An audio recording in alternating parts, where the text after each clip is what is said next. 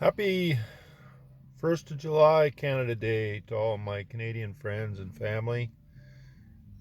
Just sitting here waiting for the fireworks to be set off as we're listening to some music, local music here in the background. It's been a good day. My staff were in a parade this morning, and that was fun. And girls and I just been being lazy, did some work around the house, that kind of stuff.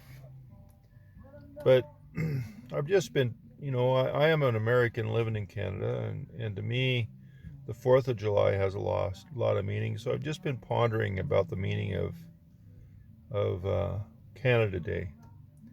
And when I look it up, it has to do with the unification of three different entities or provinces or territories of Canada that merged, which were primarily Eastern Canada. And lately, there's been a lot of that was back in the 1860s, I think.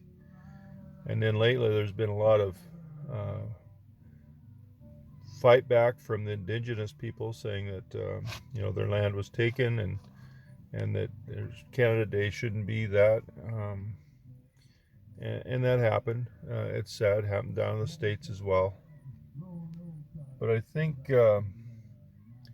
we need to look at this a little differently. It's to me, Canada Day, like Independence Day, is a celebration of our independence from monarchies and from there's countries that have kings and those kind of things that are completely controlling them. They have no control over what they can do. North America in general has freedom to do things. Yes, there's been a lot of discoveries on the indigenous level with children graves being found in a lot of the residential schools. Let's celebrate the fact that we've identified these places and that something's being done about it. It's sad that it happened, but let's celebrate. That there's some freedom or some release of not knowing out there. Um, let's celebrate that we can, share our emotions, share our feelings, share our hatred. Not in a bad way, but in a good way. That we hate what's happened in the past. But let's not forget it. It's sad when I see where people want the history erased. Like down in the States, we're seeing statues being knocked down because that person owned slaves, or this is knocked down because it frustrates or makes somebody uncomfortable. But that's our history. We can't lose our history. You erase the history, then it'll happen again, and we're kind of seeing that now. There's been educators saying that the Holocaust didn't happen. Thank goodness President of the United States at the time took pictures and proved that it did happen. Yes, it hurts. It's painful that it did happen. Jewish people and Christians were massacred. Didn't care about the color or anything like that. It all had to do with their religion. The Jewish people were massacred. Not the Christians, sorry, but the Jewish people. Yes, over the years, blacks have been mistreated. Um, Irish have been mistreated. Do your research on the Irish. Japanese, Chinese, they've been mistreated. We can live in the past, or we can make a difference now and move forward. Let's stop this hatred. Let's stop this blame. Let's focus on making change and moving forward. Otherwise, there won't be change. There won't be change.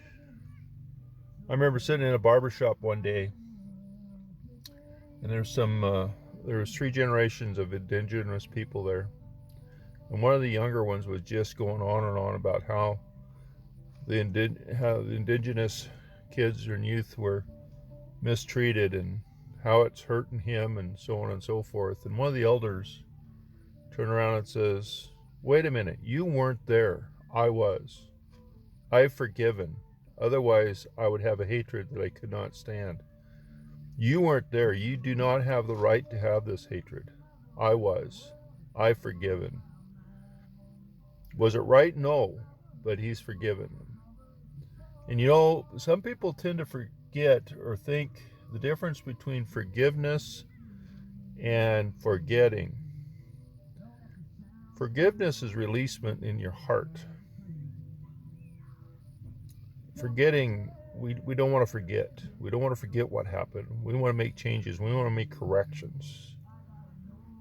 It's like, a lot of people don't understand Christians who have had loved ones killed by these people, and then they go and forgive that person. It's not that they're letting them go. It's not that they're making them okay with what they did.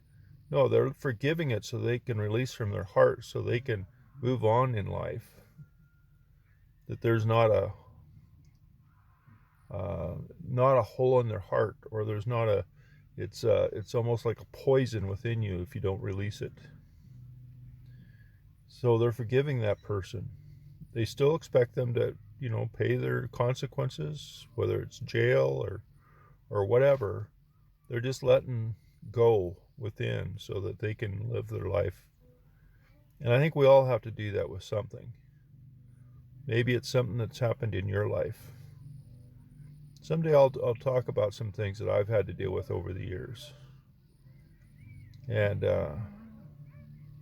I've chose to forgive, continue to love for what happened to me. Oh, a jackrabbit going by with a kid chasing after it. There's no way that kid was going to catch it. Up here where we're at, we have a lot of the big jackrabbits. It's kind of funny. But anyway, let's enjoy life. It's no wonder we have so much depression. It's no wonder we have so much anxiety, so much stress, because we're letting all those burdens sit in our heart. What's in your heart? What do you need to release? I know with me it was through God that I've been able to release, that I've been able to forgive. I've been able to start healing. Am I there yet? Nope, not yet. But we're getting there. Where are you? This is serious now. Where are you? Anyway, I know this has been pretty heavy. This has been on my heart for a couple of days, and I just had to bring it up. Hey, everybody, have a happy Canada Day.